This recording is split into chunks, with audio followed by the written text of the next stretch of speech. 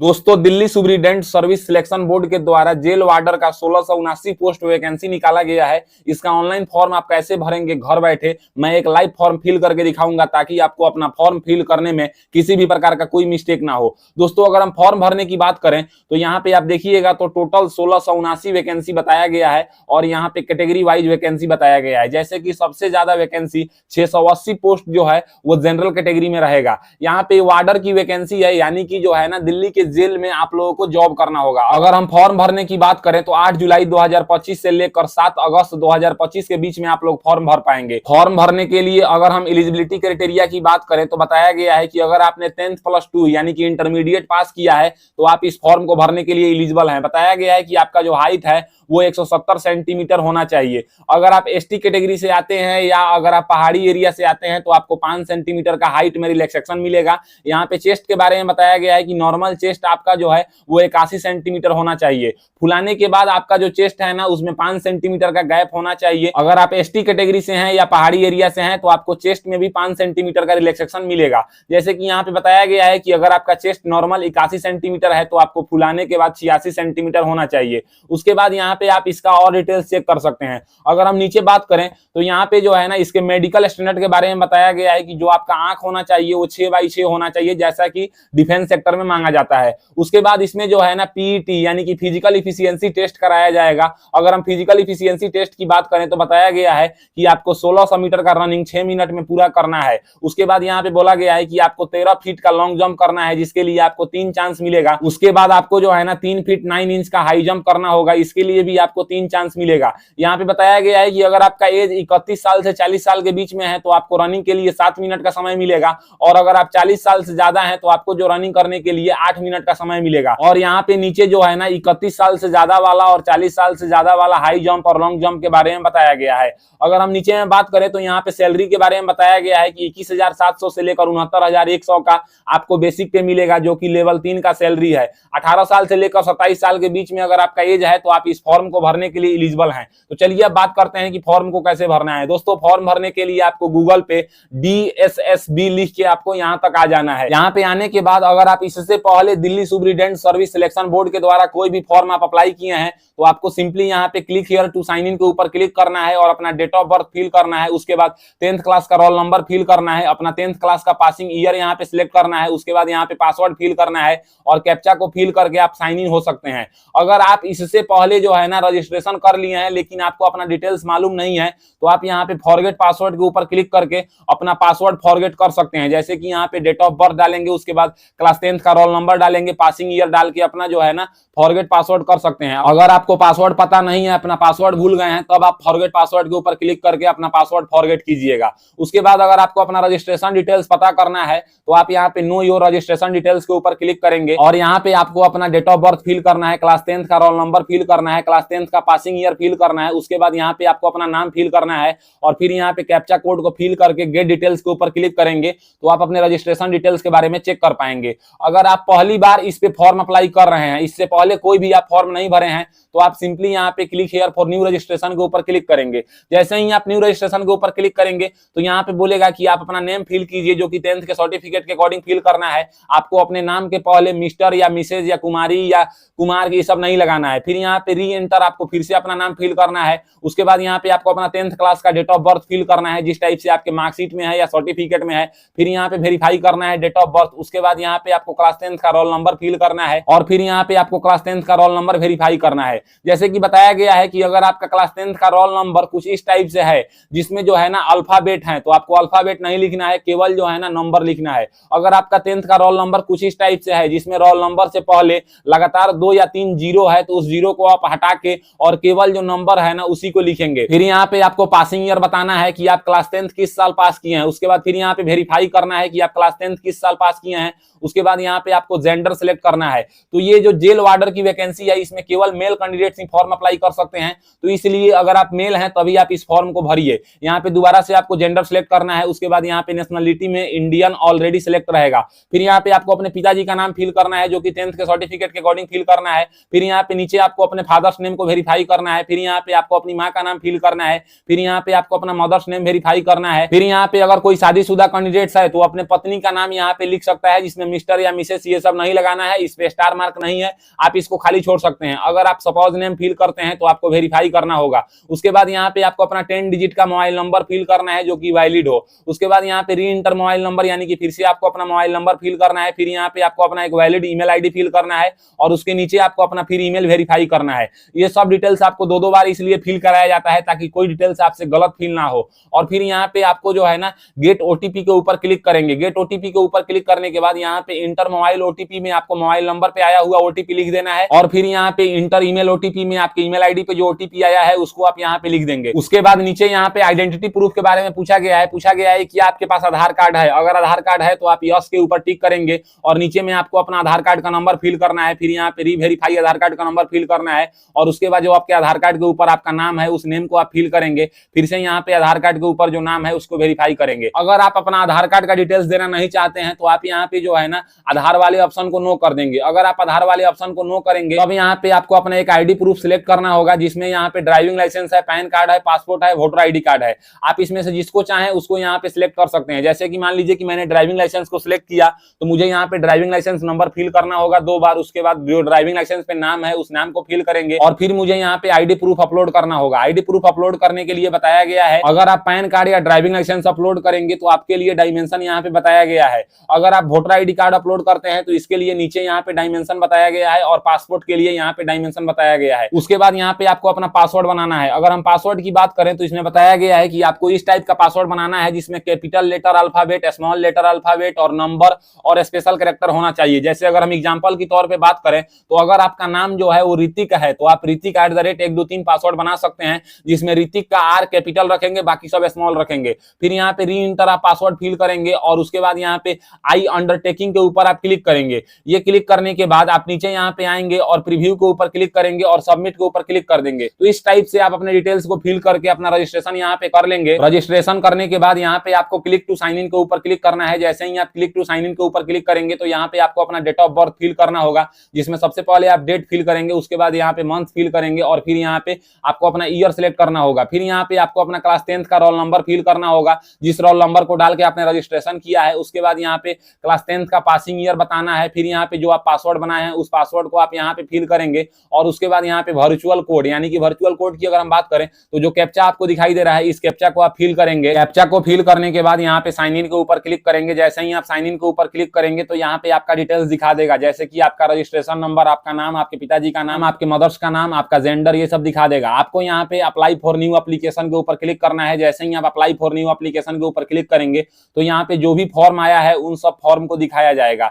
जैसे कि मुझे यहाँ पे एडवर्टाइजमेंट नंबर 15/2025 वार्डर के लिए फॉर्म अप्लाई करना है। यहाँ पे आप देख सकते हैं इसका लास्ट डेट भी दिखाया हुआ है और एप्लीकेशन फी यहाँ पे दिखा रहा है। तो हम यहाँ पे अप्लाई नाउ के ऊपर क्लिक करेंगे। जैसे ही हम अप्लाई नाउ के ऊपर क्लिक करेंगे तो हमारे सामने कुछ इस टाइप का इंटरफेस खुलेगा जिसमें सबसे पहले हमको यहाँ पे प्रेजेंट एड्रेस फिल करना होगा। अगर हम प्रेजेंट एड्रेस की बात करें तो जहां पे अभी हम रह रहे हैं वो मेरा प्रेजेंट एड्रेस हो गया और नीचे में यहाँ पे पिन कोड फिल कर देना है। प्रेजेंट एड्रेस फिल करने के बाद यहाँ पे राइट साइड में परमानेंट एड्रेस फिल करने को बोला गया है। तो अगर आपका प्रेजेंट एड्रेस और परमानेंट एड्रेस दोनों सेम है तो आप प्रेजेंट एड्रेस को फिल करेंगे और यहाँ पे सेम चेक बीच में एक बॉक्स बना होगा, इस बॉक्स को आप टिक कर देंगे। अगर आपका दोनों अलग अलग है तो आप इस बॉक्स को टिक नहीं करेंगे और अलग अलग यहाँ पे लिखेंगे। उसके बाद यहाँ पे कैटेगरी बताना है। अगर हम कैटेगरी की बात करें तो अगर आप जनरल कैटेगरी से आते हैं तो आप यहाँ पे यूआर सेलेक्ट करेंगे, लेकिन अगर आप ओबीसी कैटेगरी से आते हैं तो जैसे ही आप ओबीसी सिलेक्ट करेंगे तो यहाँ पे बोला गया है कि ओबीसी कैटेगरी में आप ओबीसी दिल्ली के कैंडिडेट्स हैं या दिल्ली के बाहर के स्टूडेंट हैं। अगर मान लीजिए कि आप दिल्ली से बाहर से किसी स्टेट से आते हैं और आप ओबीसी कैटेगरी से हैं तो आप ओबीसी आउटसाइड दिल्ली सिलेक्ट करेंगे। तो यहाँ पे बोला जाएगा कि अगर आप ओबीसी आउटसाइड दिल्ली से हैं तो आपको जो है ना रिजर्वेशन नहीं दिया जाएगा, तो आप ओके कर दीजिएगा, यानी कि आप जनरल कैटेगरी में आएंगे। तो अब आप ये बोलिएगा कि मैं ओबीसी कैटेगरी से आता हूं लेकिन मेरा घर उत्तर प्रदेश में है, बिहार में है, मध्य प्रदेश में है, हरियाणा में है, तो मैं क्या करूं? तो आप क्या कीजिए कि यहाँ पे ओबीसी कैटेगरी से ही फॉर्म अप्लाई कीजिए। आपको तो ये ऑटोमेटिक जनरल कैटेगरी में काउंट कर लेगा, लेकिन आप ओबीसी कैटेगरी डाले रहेंगे तो सही रहेगा। जिस कैटेगरी से आप बिलोंग करते हैं उसी कैटेगरी को डालिए। अगर आपके पास सर्टिफिकेट नहीं है तो अब आप जनरल कैटेगरी डालिए, लेकिन अगर आपके पास सर्टिफिकेट है तब आपको वो कैटेगरी डालने में क्या प्रॉब्लम है। जैसे कि मैं ईडब्ल्यूएस कैटेगरी से बिलोंग करता हूं तो मैं यहाँ पे ईडब्ल्यूएस कैटेगरी को सिलेक्ट किया। तो यहाँ पे बोल रहा है कि अगर आप ईडब्ल्यूएस कैटेगरी से बिलोंग करते हैं तो आपको जो है ना रिजर्वेशन नहीं मिलेगा। तो आप यहाँ पे देखिए अब अपना सर्टिफिकेट नंबर फिल कीजिए, जहां से आप अपना सर्टिफिकेट बनवाए हैं ईडब्ल्यूएस का या ओबीसी का। सर्टिफिकेट नंबर फिल करने के बाद यहाँ पे इशू डेट बताना है कि किस डेट को आपका सर्टिफिकेट बना है और नीचे यहाँ पे सर्टिफिकेट सर्टिफिकेट इशू स्टेट, यानी कि जिस स्टेट से आपका सर्टिफिकेट बना है उस स्टेट का नाम सिलेक्ट करेंगे और उसके बाद यहाँ पे सर्टिफिकेट इशू अथॉरिटी, किस अथॉरिटी के द्वारा आपका सर्टिफिकेट बना है उसको आप यहाँ पे बता देंगे। उसके नीचे यहाँ पे सब कैटेगरी पूछा गया है, जिसमें बोला गया है कि अगर आप गवर्नमेंट सर्वेंट हैं मिनिमम 3 साल से, या एक सर्विसमैन हैं, या अगर आप डिपार्टमेंटल कैंडिडेट्स हैं तो आप इसमें से टिक करेंगे। अगर इस टाइप के कैंडिडेट्स नहीं है तो आपको इन सब बॉक्स में से कोई भी बॉक्स टिक करने की जरूरत नहीं है। यहाँ पे अगर हम फिजिकल स्टैंडर्ड की बात करें तो साफ साफ लिखा हुआ है कि आपका हाइट जो है 170 सेंटीमीटर होना चाहिए, और यहाँ पे बताया गया है कि 5 सेंटीमीटर का रिलैक्सेशन मिलेगा। किसको मिलेगा? तो जो हिल एरिया से आता है या एसटी कैटेगरी से आता है। तो अगर आप इस टाइप के कैंडिडेट्स हैं तो आप यहाँ पे यस करेंगे, नहीं तो सिंपली आप यहाँ पे नो कर देंगे। अगर आप इस टाइप के कैंडिडेट्स हैं तो आप अपने अनुसार यस नो में यहाँ पे बता दीजिएगा। उसके नीचे यहाँ पे बोला गया है कि क्या आप फिजिकल स्टैंडर्ड को पूरा कर पा रहे हैं, तो आप यहाँ पे इसको टिक कर दीजिएगा। फिर यहाँ पे आपसे पूछा जा रहा है क्या आपको कभी डिवाइडेड किया गया है कोई बोर्ड के द्वारा या कोई एजेंसी के द्वारा, तो आप ये वाले ऑप्शन को यहाँ से नो कर देंगे और उसके नीचे यहाँ पे डिक्लेरेशन बॉक्स है, इसको आप टिक कर दीजिएगा और फिर यहाँ पे सेव एंड नेक्स्ट के ऊपर क्लिक कीजिएगा। जैसे ही आप सेव एंड नेक्स्ट के ऊपर क्लिक करेंगे तो आपने अपना पर्सनल डिटेल्स फिल कर लिया है। अब आपको जो है ना अपना फोटो एंड सिग्नेचर अपलोड करना है। अगर हम फोटो और सिग्नेचर अपलोड करने की बात करें तो बोला गया है कि जो आपका फोटो होना चाहिए वो 50 केबी से लेकर 300 केबी के बीच में होना चाहिए, और यहाँ पे बोला गया है कि जेपीईजी फॉर्मेट में होना चाहिए। 480 पिक्सल इसका जो है ना विड्थ होना चाहिए और 672 पिक्सल इसका जो है ना वो हाइट होना चाहिए। इस टाइप से आपको जो है ना अपना फोटो अपलोड करना है। अगर हम नीचे में बात करें तो आप यहाँ पे इंस्ट्रक्शन साइड में लिखा हुआ है, आप इसको पढ़ सकते हैं कि इसका विड्थ 480 पिक्सल होना चाहिए और हाइट जो है वो 672 पिक्सल होना चाहिए। यहाँ पे सिग्नेचर के गाइडलाइंस के बारे में बताया गया है कि इसका जो विड्थ होना चाहिए वो 140 पिक्सल होना चाहिए और इसका जो हाइट होना चाहिए वो 110 पिक्सल होना चाहिए, जेपीजी फॉर्मेट में होना चाहिए और 40 केबी से कम होना चाहिए। फिर यहाँ पे लेफ्ट थंब इंप्रेशन के बारे में बताया गया है कि इसका जो विड्थ होना चाहिए वो 110 पिक्सल होना चाहिए और इसका जो हाइट होना चाहिए वो 140 पिक्सल होना चाहिए, जेपीजी फॉर्मेट में होना चाहिए, 40 केबी से कम होना चाहिए। दोनों थंब इंप्रेशन का डायमेंशन एक जैसा है और सिग्नेचर का डायमेंशन जो है वो थंब इंप्रेशन के ठीक उल्टा है। तो अगर हम फोटो और सिग्नेचर को अपलोड करने की बात करें तो आपको सिंपली गूगल ओपन करना है और गूगल पे जो है ना IMA रिसाइजर लिख के सर्च करना है। जैसे ही आप IMA रिसाइजर लिख के सर्च करेंगे तो आपके सामने imreisizer.com का एक वेबसाइट आएगा, आप इसके ऊपर क्लिक कीजिएगा। इसके ऊपर क्लिक करने के बाद ऊपर में यहाँ पे रिड्यूस का ऑप्शन होगा, आप इसके ऊपर क्लिक कर लीजिएगा और फिर यहाँ पे सिलेक्ट इमेज के ऊपर आप क्लिक कीजिएगा और क्लिक करने के बाद जहां भी आपका फोटो है, जैसे कि इस फोटो को हम रिसाइज करके अपलोड करना चाहते हैं, इस फोटो को हम यहाँ पे सिलेक्ट कर लिए हैं। इसका फाइल साइज बोला गया है 50 केबी से ज्यादा होना चाहिए और 300 केबी से कम होना चाहिए। तो मैं यहाँ पे 250 केबी कर लेता हूँ। फॉर्मेट यहाँ पे जो है ना जेपीईजी बोला गया है तो मैं जेपीईजी कर लेता हूँ। आप यहाँ पे देख सकते हैं फॉर्मेट जो है वो जेपीईजी बोला गया है, इसलिए मैंने यहाँ पे जो है ना जेपीईजी किया है। उसके बाद मैं यहाँ पे नीचे आऊंगा और नीचे आने के बाद मैं यहाँ पे फिक्स रिसोल्यूशन के ऊपर क्लिक करूंगा। विड्थ बोला गया है कितना, तो 480 पिक्सल विड्थ बोला गया है। आप यहाँ पे देख सकते हैं 480 पिक्सल मैंने विड्थ कर लिया है और 672 पिक्सल जो है ना वो इसका हाइट चाहिए, तो मैं यहाँ पे 672 पिक्सल इसका हाइट कर लिया हूँ। आप यहाँ पे देख सकते हैं यूनिट मेरा पीएक्स है, इसका मतलब होता है पिक्सल। और ऊपर में यहाँ पे जो है ना डाउनलोड का ऑप्शन होगा, मैं डाउनलोड के ऊपर क्लिक करूंगा। डाउनलोड के ऊपर क्लिक करते ही हमारे सामने डाउनलोड इमेज का ऑप्शन आएगा, मैं डाउनलोड इमेज के ऊपर क्लिक करूंगा। आप देख सकते हैं 132 केबी का मेरा जो है ना ये इमेज बन के तैयार हो चुका है, जिस टाइप से बोला गया है उस टाइप से। मैं यहाँ पे चूज फाइल के ऊपर क्लिक करूंगा। क्लिक करने के बाद मैं यहाँ पे डाउनलोड में आऊंगा। अभी आप देख सकते हैं आज 8 जुलाई 2025 है। आज ही के डेट में मैंने इसका डायमेंशन 480 गुने 672 में बनाया है। 132 केबी में मैं इस फोटो को यहाँ पे सिलेक्ट करूंगा और फोटो को सिलेक्ट करने के बाद मैं यहाँ पे अपलोड के ऊपर क्लिक करूंगा। मेरा फोटो यहाँ पे अपलोड हो जाएगा, आप देख सकते हैं। अब फोटो अपलोड करने के बाद इसी प्रक्रिया से आपको जो है ना अपना सिग्नेचर रिसाइज करना है। तो सिग्नेचर रिसाइज करने के लिए भी आप यहाँ पे आइएगा और अपलोड न्यू फोटो के ऊपर क्लिक कीजिएगा। क्लिक करने के बाद यहाँ पे सिलेक्ट इमेज के ऊपर आप क्लिक कीजिएगा और क्लिक करने के बाद जहां भी आपका सिग्नेचर है, जैसे कि मान लीजिए कि इस सिग्नेचर को मैं रिसाइज करना चाहता हूं, इसको मैं यहाँ पे सिलेक्ट कर लिया हूं। इसको बोला गया है कि 40 केबी से कम में रखना है, तो मैं यहाँ पे क्या करूंगा कि 40 केबी लिख लूंगा और इसका जो फॉर्मेट है वो जेपीजी में बोला गया है, तो मैं यहाँ पे जेपीजी में कर लूंगा और नीचे यहाँ पे आऊंगा। नीचे आने के बाद इसका जो डायमेंशन है वो 140 गुने 110 बताया गया है, यानी कि इसका हाइट होना चाहिए 110 और विड्थ होना चाहिए इसका 140। तो मैं यहाँ पे क्या करूंगा कि इसका विड्थ कर लूंगा 140 और इसका हाइट जो है वो कर लूंगा यहाँ पे 110 यानी कि 110 और यहाँ से px रहेगा, यानी कि मतलब हो गया पिक्सल। और ऊपर में मैं यहाँ पे डाउनलोड के ऊपर क्लिक करूंगा। जैसे ही मैं डाउनलोड के ऊपर क्लिक करूंगा डाउनलोड इमेज का ऑप्शन आएगा। आप देख सकते हैं मेरा जो सिग्नेचर है वो 11.1 केबी में बन के तैयार हो चुका है। मैं यहाँ पे फोटो एंड सिग्नेचर अपलोड करने वाले सेक्शन में आऊंगा और अपलोड सिग्नेचर के ऊपर क्लिक करूंगा। क्लिक करने के बाद अभी हम डाउनलोड में हैं। अभी आप देख सकते हैं जेपीजी फॉर्मेट में 8 जुलाई 2025 के डेट में। इसका डायमेंशन मैंने 140x110 किया है। मैं इस सिग्नेचर के ऊपर क्लिक करूंगा। क्लिक करने के बाद मैं यहाँ पे अपलोड के ऊपर क्लिक करूंगा। जैसे ही मैं अपलोड के ऊपर क्लिक करूंगा, आप देख सकते हैं मेरा यहाँ पे सिग्नेचर भी अपलोड हो गया। तो इस टाइप से आप अपना थंब इंप्रेशन भी अपलोड कर लीजिएगा। जो प्रोसेस मैंने बताया उस प्रोसेस को फॉलो करके आप अपने photo, signature, left thumb impression, right thumb impression सभी को अपलोड कर लीजिएगा और फिर यहाँ पे नीचे नेक्स्ट के ऊपर क्लिक कीजिएगा। जैसे ही आप नेक्स्ट के ऊपर क्लिक करेंगे तो यहाँ पे क्वालिफिकेशन के बारे में पूछा गया है, जैसे कि इसमें 12th पास मांगा गया है। तो आप यहाँ पे जो है ना 12th pass from a recognise board institute आप इसको सिलेक्ट कीजिएगा।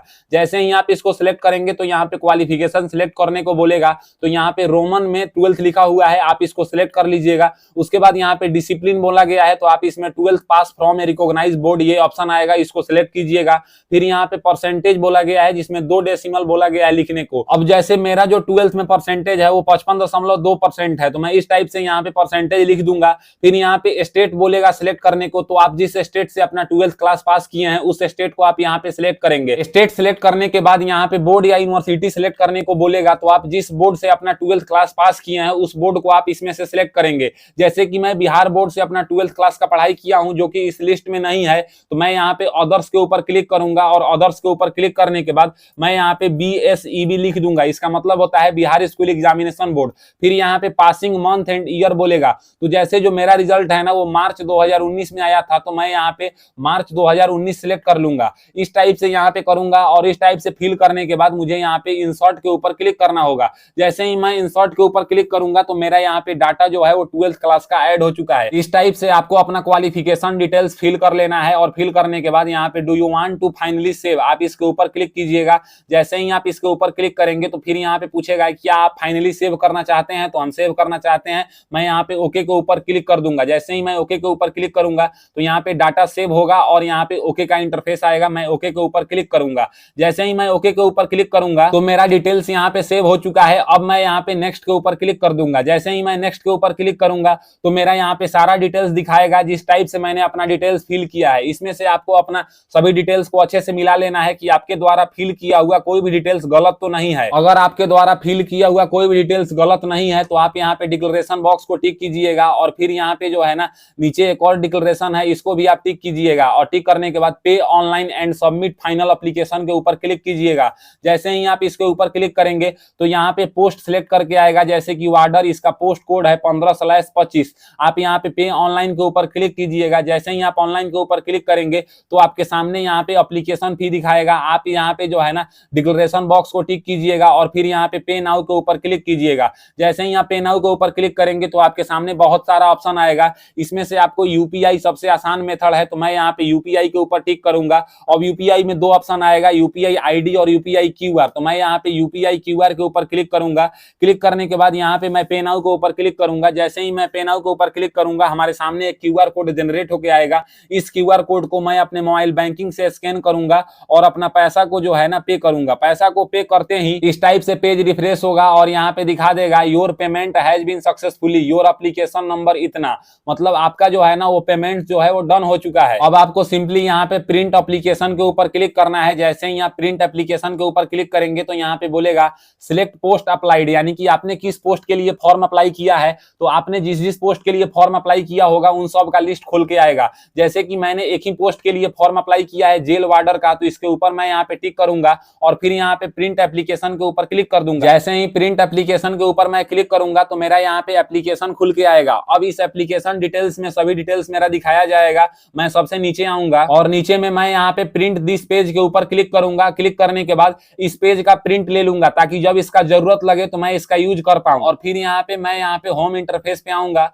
और आने के बाद मुझे क्या करना है कि यहाँ पे जो है ना स्टेटस के ऊपर क्लिक करना है। क्लिक करने के बाद यहाँ पे अपना पोस्ट सिलेक्ट करना है और सबमिट के ऊपर क्लिक कर देना है। तो यहाँ पे दिखा देगा कि मैंने अपना एप्लीकेशन किस डेट को सबमिट किया है और डेट ऑफ फी किस डेट को मैंने पे किया है और एप्लीकेशन नंबर मेरा क्या है। तो इस टाइप से आज के इस वीडियो में आपने जाना कि जो Delhi superintendent service selection board के द्वारा जेल वार्डर का 1679 पोस्ट वैकेंसी निकाला गया है, इसका फॉर्म आपको कैसे भरना है, फी पेमेंट्स कैसे करना है, फोटो सिग्नेचर कैसे अपलोड करना है, अपने एप्लीकेशन फॉर्म को कैसे डाउनलोड करना है, सभी डिटेल्स को मैंने कवर किया। अगर मेरी दी हुई जानकारी आपको पसंद आता है तो मेरे वीडियो को लाइक कीजिए एंड ऐसे ही इंफॉर्मेटिव वीडियो के लिए मेरे चैनल को सब्सक्राइब कीजिए।